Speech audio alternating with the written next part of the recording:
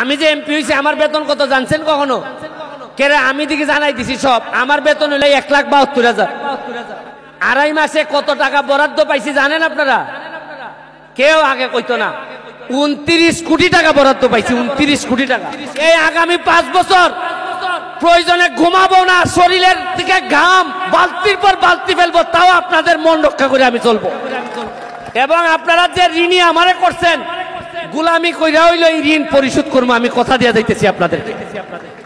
এবং আরেকটা কথা বলি, আপনারা কি জীবনে শুনছিলেন যে এমপি হইলে বেতন কত?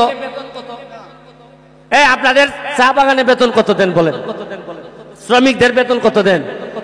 170 টাকা আপনারা ডেইলি পান। আর মাসে কত? 170 টাকা করে হইলে ধরেন 6,000 নাকি? 6,000-এর মতো আপনার বেতন। আপনারা সারাদিন কামলা দিতেছেন, 6,000 বেতন। আপনাদের অনেক সুবিধা আরো আছে। আর এমপির বেতন জীবনে জানছেন কত?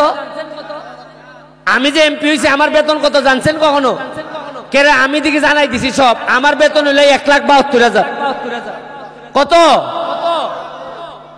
এটা দিকে আগে কেউ জানাইলো না। এরপরে আমি মাত্র আড়াই মাস হইছে।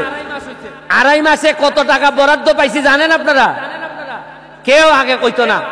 29 কোটি টাকা বরাদ্দ পাইছি, 29 কোটি টাকা। এর মধ্যে 25 কোটি টাকা খালি রাস্তা বানাইমু সোনারঘাটার মাধবপুরে। 2 কোটি টাকা মসজিদ এবং মন্দিরে দিতে পারবো। আর 2 কোটি টাকা যারে মন্দরে দিতে পারবো। ঈদগাহ, যা মন্দরে, মাঠ, যা ইচ্ছা করতে পারবো। এই যে আমারে দেখাইছে আপনাদের মাঠ ভেঙে গেছে, এখানে মাটি নামতেছে। ওই আমি জালাল রে কইছি, বা এখানে যারা নেতৃবৃন্দ আছে কইছি যে তোমরা বরানি শুরু করো। এরপরে আপনাদের বাগানের সাবেক চেয়ারম্যান সাহেব আমারে কালকে বলল যে আপনাদের এখানে নাকি একটা পুকুর কাটানো লাগে। কোথায় এটা পুকুর কাটানো? কোথায়? হ্যাঁ।